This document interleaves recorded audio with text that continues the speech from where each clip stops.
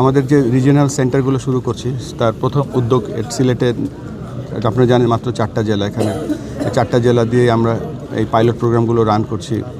এবং এখানে যদি আমরা এই চারটা জেলার মধ্যে যদি আমরা ভুল করি সেখান থেকে শিখতে পারবো। আন্ডার-23 দলটাও কি বাইরে খেলতে যাবে বা তারা কি ম্যাচ খেলবে তাদের?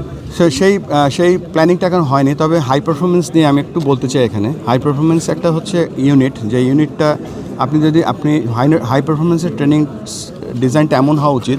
মনে করেন যে জাতীয় দল 2026-এ ফুট ক্রিকেট খেলছে, 2026-এ ক্রিকেট খেলছে, দেখা গেল যে সেখানে টিমের মেন্টাল স্টেটটা হয়তো আরেকটু উন্নয়ন করা উচিত, বা ফাস্ট বোলিং আরেকটু বেটার খেলা উচিত, বা স্পিন আরেকটু বেটার খেলা উচিত। এই যে ফাইন্ডিংসগুলো আছে, এই ফাইন্ডিংসগুলোর অ্যাকচুয়াল ট্রেনিং কিন্তু হাই পারফরমেন্সে হওয়া উচিত, যেখানে নাকি যখন 30-এ বা 32-এ যখন বাংলাদেশ খেলবে এখানে প্লেয়ার রেডি থাকবে। তো এই হাই পারফরমেন্স কনসেপ্টটাই আমাদের রং ছিল, তো সেটা আমরা ঠিক করার চেষ্টা করছি। এটা অনেক কঠিন কাজ।